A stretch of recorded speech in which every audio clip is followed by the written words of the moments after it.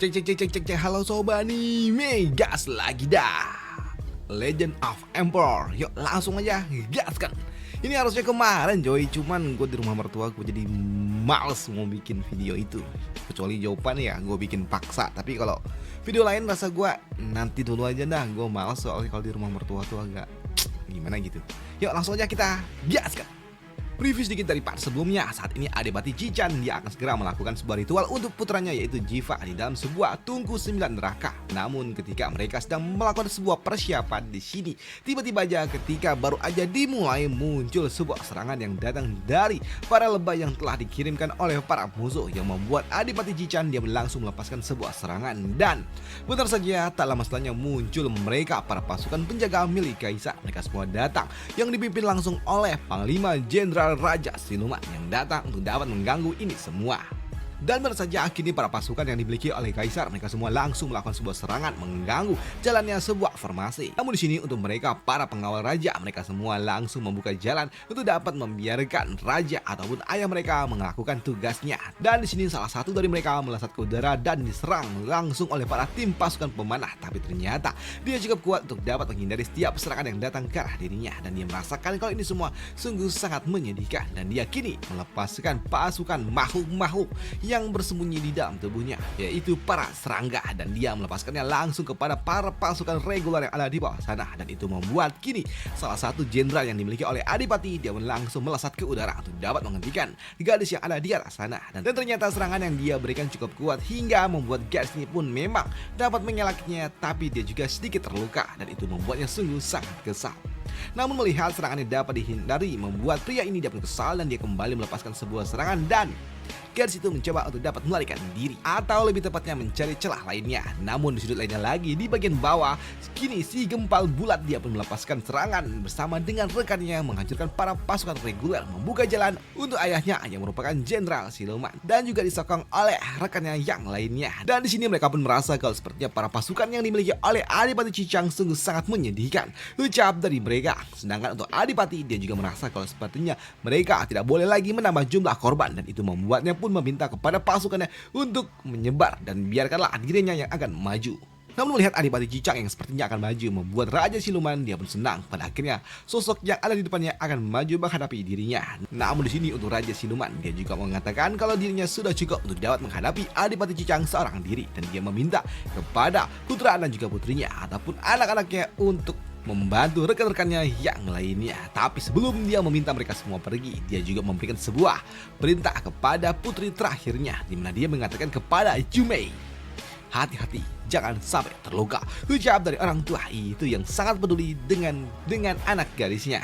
Namun melihat para pasukan pengawal raja yang memang sangat kuat membuat di sini Nyonya dia pun meminta kepada suaminya untuk berhati-hati karena sepertinya Raja Siluman dia cukup berbeda dan tidak sesederhana yang terlihat. Ucap dari tante ini dan hal itu pun juga dipahami oleh Adipati Chichan di mana dia mengatakan itu tidak perlu khawatir dan biarkanlah dirinya yang akan menghadapi Raja Siluman itu. Ucap dari dirinya karena memang di sudut lainnya untuk mereka para pasukan biasa karena memang saat ini untuk mereka para pasukan reguler mereka sangat kesulitan untuk dapat menghentikan para pengawal Kaisar karena memang mereka sangat-sangat kuat. Namun ketika mereka melihat pihak lainnya di sini mereka pun merasa kalau sepertinya sosok yang ada di depan sana itu jauh lebih mudah dibandingkan dengan sosok pria besar yang sebelumnya dan mereka pun berpikir kalau sepertinya kurcaci yang ada di depan sana cukup mudah untuk dapat ditaklukkan dan itu membuat mereka para pasukan reguler lebih memilih untuk dapat menghadapi kurcaci ini. Namun untuk sosok si Tengi ini dia pun kesal ketika dia disebut sebagai kurcaci dan dia tidak terima walaupun memang tubuhnya jauh lebih kecil dan itu membuatnya pun sangat kesal dan dia melepaskan saudaranya dan itu membuat saudaranya pun langsung tersungkur. Tapi walaupun memang saat ini dia tidak bisa berjalan tapi ternyata dia cukup kuat dan dia juga sangat berbahaya untuk mereka para pasukan reguler. Sedangkan untuk si Tengi ini dia pun kesal ketika dia disebut sebagai kurcaci dan dia akan menghancurkan mereka semua para pasukan reguler yang berani-beraninya mengejek dirinya karena memang dengan cukup cepat dia dapat melesat dan juga menangkap dan juga menghancurkan para pasukan reguler itu dan dia ternyata sangat-sangat kejam dan cukup mengerikan. Namun melihat aksi gila yang ditunjukkan oleh bocah Tengi ini membuat mereka para pasukan reguler mereka pun cukup ketakutan dan itu juga membuat ketika si Tengi ini kembali mencoba untuk dapat melepaskan sebuah serangan di sini, boom, dia dihentikan oleh salah satu jenderal yang dimiliki oleh Adipati Chichan dan ternyata itu adalah orang tua ini. Dan di sini untuk orang tua ini dia juga merasa kalau ternyata jarinya langsung kembang patah ketika dia menahan serangan yang diberikan oleh bocah yang sebelumnya. Dan itu membuat orang tua ini dia pun berpikir kalau sepertinya sosok bocah yang ada di depannya sungguh sangat mengerikan. Kenapa kau memiliki aura kebingisan seperti ini? Ucap dari orang tua itu. Sedangkan untuk si Tengi ini dia pun kesal dan dia tidak terima untuk dapat diceramahi oleh orang-orang yang tidak ia kenal. Namun sebelum pertarungan berlanjut, tiba-tiba aja flashback dong, dan kini di sebuah perguruan golok angin menderu ternyata terdapat seorang pemimpin. Ternyata pimpinan dia memiliki seorang penerus, dan ternyata penerusnya dua kembar tidak identik, yang membuat orang tua ini tentunya dia sangat senang ketika pada akhirnya perguruannya memiliki calon penerus. Di sini orang tua ini dia terlihat sangat senang ketika dia memiliki dua orang penerus, apalagi saat ini anak sulungnya ternyata sungguh sangat luar biasa. Dia memiliki bakat yang cukup luar biasa, tumbuh sangat cepat dan mampu mengangkat beban yang cukup berat padahal usianya masih sangat muda. Tapi sayangnya walaupun memang dia memiliki fisik yang luar biasa di kala kecil, tapi ketika sudah memasuki usia remaja, tubuhnya malah stagnan dan tidak lagi lanjut tumbuh. Dan karena memang pertumbuhan fisik yang terlambat membuat dirinya pun jadi sedikit menjauh dibandingkan dengan saudaranya yang udah mulai bermain dengan dunia luar, yang membuat si Tengi ini pada akhirnya dia pun merasa kalau sepertinya ini sangat menyedihkan untuk dirinya ketika saudaranya yang selalu saja bersama dengan dirinya dari kecil pada akhirnya mulai berjalan dan juga mulai menjajaki dunia luar, dan itu membuatnya pun sungguh sangat sedih.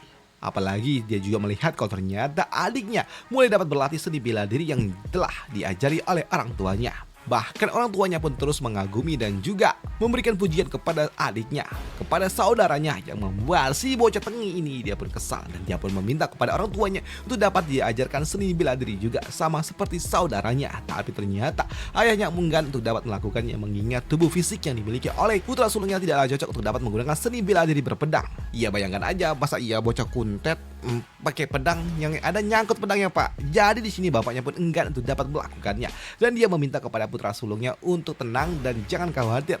Walaupun memang dia tidak bisa belajar seni bela diri, tapi dia tentunya pasti akan disegani mengingat mereka berasal dari keluarga pendekar, apalagi mereka juga cukup terkenal di kota mereka. Tapi untuk si Tengi ini dia pun ingin berlatih seni bela diri sama dengan saudaranya, tapi untuk bapaknya enggan, dia pun enggan untuk dapat melakukannya. Bahkan saat ini untuk adiknya dia juga mengatakan untuk tidak perlu khawatir dan tidak akan mungkin ada yang berani mengganggu dirinya. Dan dia juga mengatakan untuk tidak perlu khawatir dan jika saja ada yang berani mengganggu kakaknya maka dirinya lah yang akan melindunginya.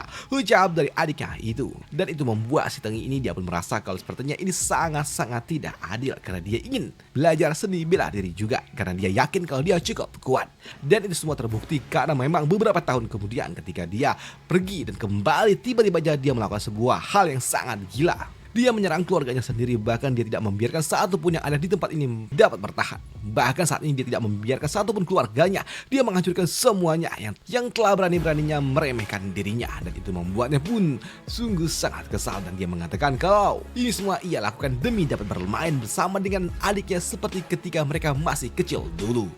Namun melihat kakaknya yang telah gila yang berani menghancurkan keluarganya sendiri membuat adiknya dia pun sangat kesal dan tidak terima, dan dia mencoba untuk dapat menyingkirkan adiknya untuk dapat membalaskan dendam apa yang telah dilakukan kepada ayahnya. Dan ketika dia melakukannya ternyata singkat cerita adiknya pun kalah dari seni bela diri yang dipelajari oleh kakaknya itu. Di sini si Kuntet dia memang sepertinya agak sedikit terganggu juga otaknya, di mana dia mengatakan kepada kakaknya ini semua terjadi karena kakaknya selalu pergi meninggalkan dirinya. Jadi dia ingin menghabiskan waktu bersama kembali dengan adiknya seperti ketika mereka masih kecil dulu. Dan dia juga mengatakan ini semua terjadi karena kakaknya tumbuh lebih besar dibandingkan dengan dirinya, dan itu membuatnya pun harus melakukan sesuatu untuk dapat membuat kakaknya tidak lebih tinggi dari dirinya.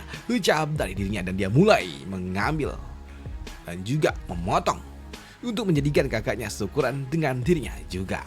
Dan setelah malam gila yang telah ia lakukan kepada keluarganya sendiri, ternyata dia tidak meninggalkan saudaranya.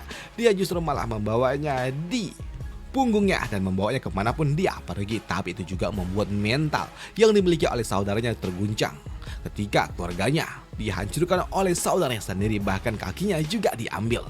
Dan itu juga membuat mentalnya jadi benar-benar rusak. Tapi ketika dia sedang mencoba untuk dapat pergi ke tempat lainnya, dia pun bertemu dengan seseorang yang membuatnya sungguh sangat kesal, yang berani-beraninya mengganggu dan juga menghalangi jalannya. Dan ternyata sosok yang ia temukan itu adalah Raja Siluman ini, di mana dia mengatakan kalau dia mendapatkan sebuah kabar kalau perguruan golok angin menderu telah dimusnahkan, dan ternyata yang melakukannya adalah putranya sendiri. Dan dia juga memberikan sebuah pilihan kepada si Kuntet, apakah mau ikut bersama dengan dirinya atau akan disingkirkan di tempat itu. Namun di sini untuk adik ke-9 ketika dia melihat kurcaci yang tidak tahu diri dan juga sangat berani dan juga tidak takut akan maut, membuatnya pun mengatakan kalau sepertinya ini sungguh sangat menarik, sosok karakter yang menarik yang membuat si Tengik ini dia pun berpikir kalau sepertinya gadis yang ada di depannya menyukai dirinya karena menyebutnya sebagai sosok yang menarik. Dan itulah kenapa dia bergabung dengan Raja Siluman itu. Dan di sini kembali lagi ke dalam sebuah pertempuran, dia pun kembali mencoba untuk dapat menyerang sosok pria tua yang ada di depan sana. Dan ketika dia melepaskan serangan ternyata memang sangat-sangat kuat. Tapi ketika saudaranya pun datang untuk dapat membantu saudaranya itu dengan menggunakan teknik yang disebut sebagai golok angin menderu, di sini orang tua ini dia pun tahu kalau ini cukup berbahaya. Tapi ketika dia akan diserang, tiba-tiba aja muncul sebuah bantuan yang berasal dari Adipati Cicak yang melepaskan sebuah teknik untuk dapat menghentikan dan juga menghancurkan sosok yang sebelumnya, yang membuat di sini si Kuntet dia pun cukup terkejut ketika saudaranya telah disingkirkan begitu saja. Tapi itu juga memberikan sebuah waktu celah bagi orang tua itu untuk dapat melepaskan sebuah serangan yang membuat si Kuntet ini langsung tersungkur. Dan untuk Adipati Cicang dia juga mengatakan sebelumnya kalau dia memberikan kesempatan mereka untuk tarik mundur, tapi nyatanya mereka berani menyerang lagi, yang artinya mereka semua harus disingkirkan, ucap dari Adipati Cicang. Tapi melihat anak buahnya yang telah disingkirkan, di sini Raja Siluman dia tidak peduli. Namun di sini untuk Adipati Cicak dia pun kembali untuk dapat mencoba menyerang Raja Siluman yang ada di depan sana, dan ketika dia melepaskan sebuah serangan, ternyata serangan pun dapat dihentikan oleh dua anak buahnya yang lainnya, yang mengatakan jika saja ingin menyerang Raja Siluman maka harus bermain dulu dengan mereka, ucap dari orang-orang itu. Sedangkan sudut lainnya lagi, saat ini pertempuran pun masih terjadi di mana-mana, dan saat ini di belahan lainnya gadis ini dia pun kembali muncul dan dia kembali memanggil bala bantuan yang berasal dari serangga-serangga beracun yang ia miliki. Tapi ketika serangga-serangga itu mulai datang kembali, di sini tiba-tiba ada sebuah serangan yang memberikan sebuah dentuman gelombang suara yang dapat menjatuhkan mereka para serangga-serangga yang sebelumnya, yang membuat kini para serangga mereka pun mulai berguguran. Dan melihat itu semua membuat di sini gadis ini dia pun kesal ketika diganggu seperti itu, dan itu membuatnya pun sangat-sangat kesal dan dia ingin segera menghancurkan siapa yang berani menyerang anak-anaknya. Dan ternyata serangan itu berasal dari Nyonya yang datang ke garis. Di sini Nyonya dia pun meminta kepada jenderalnya untuk tarik mundur dan biarkanlah dirinya yang ada di tempat ini, ucap dari Nyonya, yang membuat salah satu jenderal dia pun harus tarik mundur. Namun untuk tarik mundur juga bukanlah sebuah pilihan karena ternyata dia juga berhadapan dengan dua sosok lainnya yang kembali datang untuk dapat menghentikan sosok pria itu. Namun di sudut lainnya untuk si gadis ini yang kembali melepaskan sebuah serangan, di sini dia melepaskan jarum-jarum beracunnya kepada si Nyonya, tapi ternyata itu semua tidak berpengaruh karena Nyonya dia juga cukup kuat dan dia kembali melepaskan palu godam miliknya untuk dapat menghancurkan gadis yang ada di depan sana. Dan ketika serangan itu pun datang, di sini ternyata cukup kuat yang membuat gadis ini sempat dia tarik mundur, dan di sini untuk gadis ini dia pun kembali melepaskan jarum-jarum beracun miliknya kepada Nyonya yang ada di depan sana. Tapi sayangnya itu semua tidaklah berpengaruh karena saat ini Nyonya ada pun kembali melepaskan palu godam miliknya yang hampir saja mengenai gadis ini. Dan di sini untuk gadis ini memang dia dapat menghindarinya, tapi ini semua pun sedikit terlambat ketika dia menyadari kalau saat ini Nyonya tepat ada di depan dari dirinya. Dan untuk gadis ini dia pun tahu kalau ini sungguh sangat kuat. Dan di sini untuk gadis ini dia juga tahu kalau dia nggak mungkin dapat menghindar, dan itu membuatnya pun mencoba untuk dapat melapisi tubuhnya dengan zirah lilin lebah miliknya. Dan ketika dia pun yakin kalau ini cukup untuk dapat menahan serangan dari Nyonya, tapi ternyata itu salah karena memang serangan yang diberikan oleh Nyonya cukup kuat hingga membuatnya pun langsung terhempas dengan sangat-sangat keras. Tapi itu juga memberikan sebuah celah yang dimanfaatkan oleh gadis ini untuk dapat menyerang Nyonya yang ada di depan sana. Dan untuk Nyonya dia pun dapat menghentikan serangan yang diberikan oleh gadis itu. Dan untuk gadis ini dia juga merasakan kalau serangan yang diberikan oleh Nyonya sungguh sangat kuat, bahkan sampai tubuhnya gemetar menahan serangan yang diberikan oleh Nyonya yang sebelumnya. Tapi itu juga memberikan sebuah kesempatan bagi tante ini untuk dapat melepaskan sebuah serangan kembali kepada gadis yang ada di depan sana. Dan untuk gadis ini dia pun memang dapat menahan serangan yang diberikan oleh si tante, tapi itu hanya serangan yang berasal dari tangan kiri tapi tidak dengan dari kanan. Dan itu membuat tante ini dia pun kembali melepaskan serangan yang menekan gadis itu hingga membuat pedang yang dimiliki oleh gadis itu pun langsung terhempas dari. Dan itu juga membuat gadis ini dia tidak lagi memiliki sebuah perlindungan diri, dan ketika dia akan dihancurkan di sini tante itu dia pun melepaskannya. Gimana? Di mana dia mengatakan kalau sebelumnya kau telah melepaskan putraku, dan kali ini aku akan menganggap ini semua lunas atas apa yang telah kau lakukan. Dan andai kita bertemu lagi di masa depan, aku pasti akan menghancurkan dirimu. Ucap dari tante ini, dan sekarang pergilah.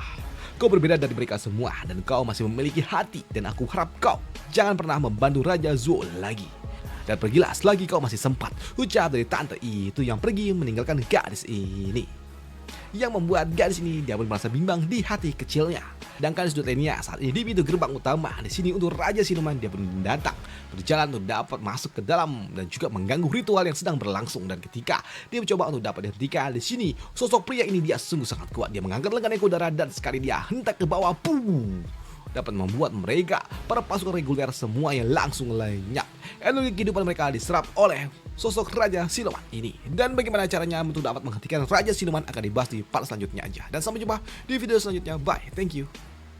Next, jawaban.